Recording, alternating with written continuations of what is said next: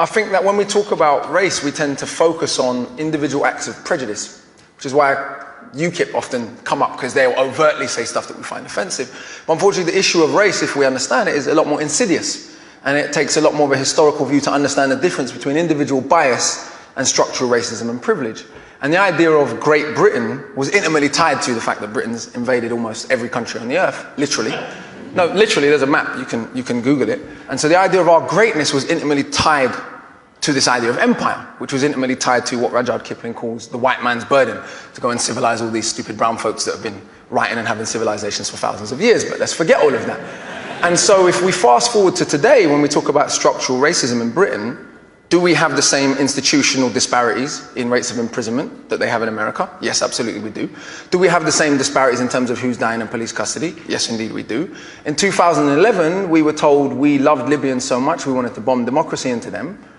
Less than 5 years later, we're leaving people fleeing the same conflict to drown in the sea, while giving a woman space in a national newspaper to refer to them as cockroaches.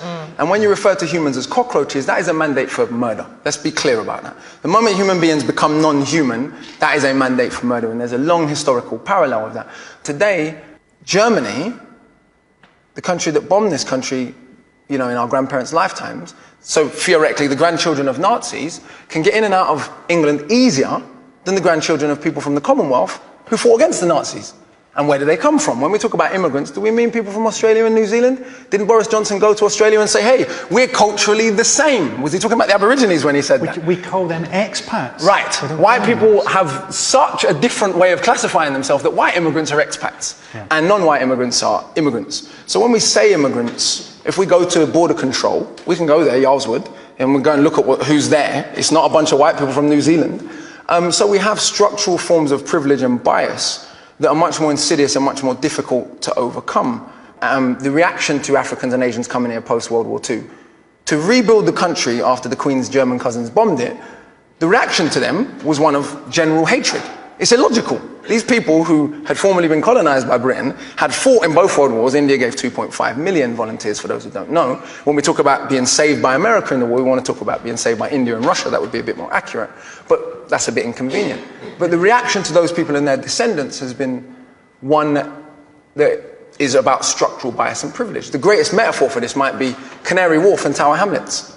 Sure. If you look at that predominantly Bengali community that has to look at Canary Wharf every day, how many of those people work in Canary Wharf other than to clean toilets? I only got into that through grime. So the first thing, I'm listening to grime records and they're all rapping about E14. Yeah. And I'm going, where's that? And I'm like, Canary Wharf? Yeah, they're definitely not rapping about Canary Wharf. I suppose what I'm saying is not about saying that there's bias and bigotry everywhere in the world. The country my grandparents come from, it's pretty much generally accepted that they don't like gay people.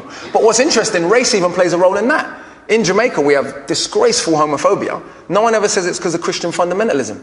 Because even though it is justified in explicitly Christian fundamentalist terms, because only Muslims do bad stuff because of their religion. Because we know almost all the Muslims in the world are brown. Whereas when a German wings pilot crashes and kills 150 people deliberately, or the man in Norway killed nearly 90 people. I was in Australia when that happened. This is how uniform the agreement is that white people will be portrayed differently. The Australian media referred to Andres Breivik as having terrorist-like tactics. Yeah. I mean, to think about that. Yeah. This guy killed almost 100 people, and he's just almost a terrorist. And he'd written a crazy thing about Muslims. No, it's very clear. I mean, he was a terrorist by any standard. The idea that white is right isn't just a European idea. It's an idea that has had insidious implications, because no matter what, the 700 people that were left to drown off the coast of the Mediterranean, were they white human beings, they wouldn't have been left to drown. And they certainly wouldn't be called cockroaches. Well,